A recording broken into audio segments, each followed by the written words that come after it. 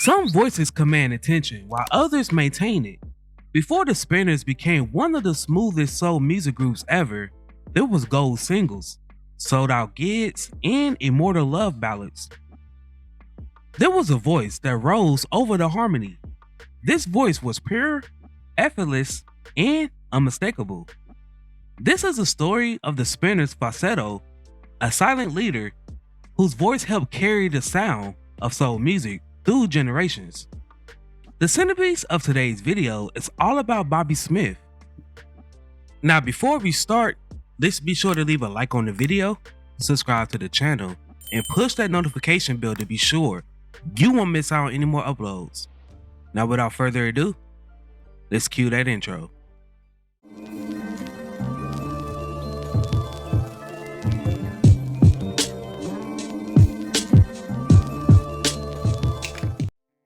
Robert Steele Smith was born on April 10th, 1936 in Georgia.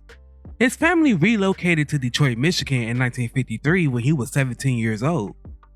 They settled in Firdale, and he spent his senior year of high school with his friends, who would go on to become the original core of the Spinners. The Spinners was born in Detroit, a city where harmony wasn't optional, it was survival. Before fame, before radio play, these young men was learning discipline, blend, and restraint. Originally known as the Domingos, it was Smith who joined as lead around 1956, and it was also him who suggested that the group should change their name to the Detroit Spinners. The Detroit Spinners collaborated with Huey Fuqua, resulting in little success, such as Sweet Thing,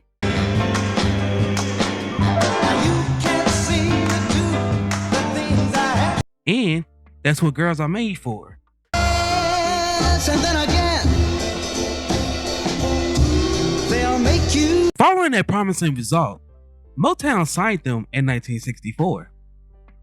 At Motown, the Spinners learned how unforgivable the industry could be. Talent wasn't enough, timing mattered, and while other groups surged ahead, the Spinners, they waited.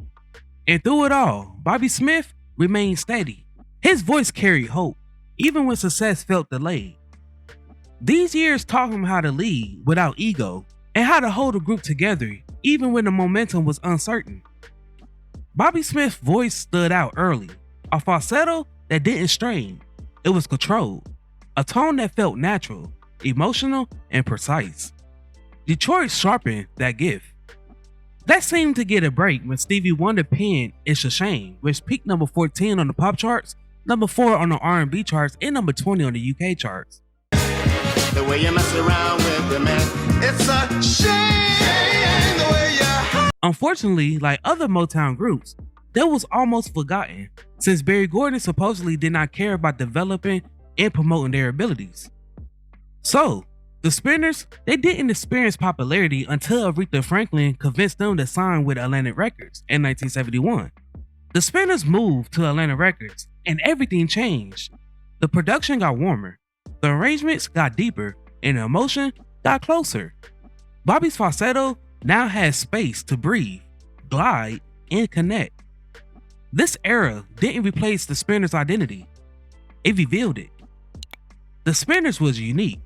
They didn't rely on one frontman, and Bobby understood that balance. Whether leading or supporting, his voice always found the right place. That restraint is why the group sounded unified, never fractured.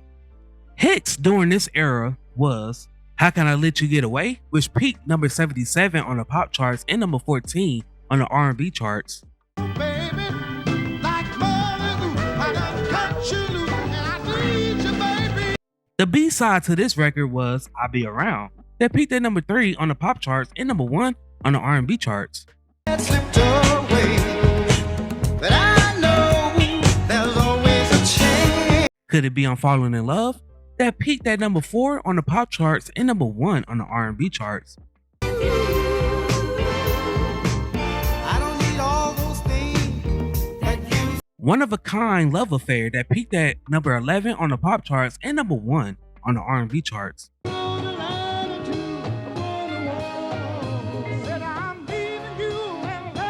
Then Came You, which peaked number 1 on the pop charts and number 2 on the R&B charts. Tell me how you feel about living.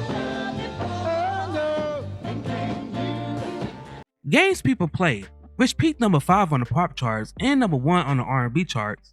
See her face. Smile as she came calling out my name, so I. The Rubber Band Man, that peaked number 2 on the pop charts and number 1 on the R&B charts.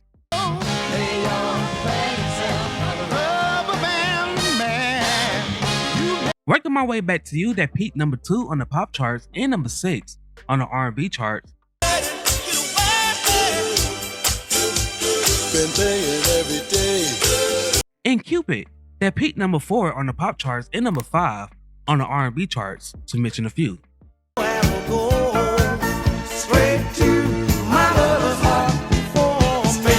Bobby Smith's falsetto wasn't decorative, it was structured. He knew when to soar and when to pull back.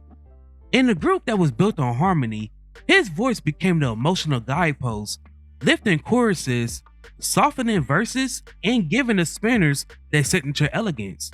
You didn't just hear Bobby, you felt him.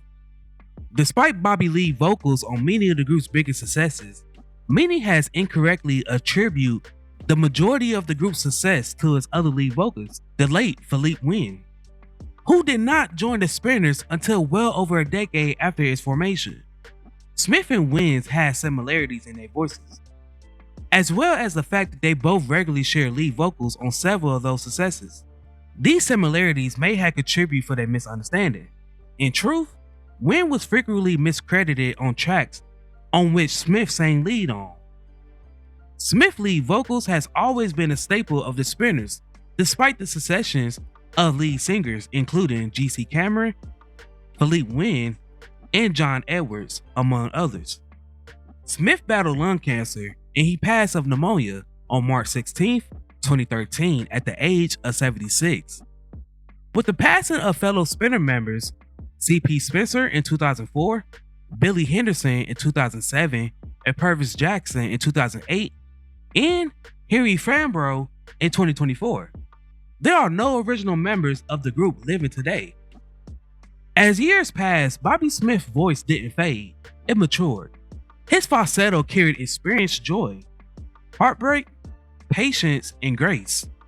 He became proof that soul music doesn't inspire, it deepens. Bobby Smith never needed to dominate the stage, because every time the Spinners sang about love, devotion, or longing, his voice was already there, floating, guiding, and enduring. The falsettos didn't just define the Spinners, it defined the era. And that's why Bobby Smith remains one of the most essential voices in soul music. Now, before we go, I have a question for you all. Who is your favorite member of the Spinners? Before I go, I want to take a second to promote my Discord. Over here, I provide a safe space for my supporters.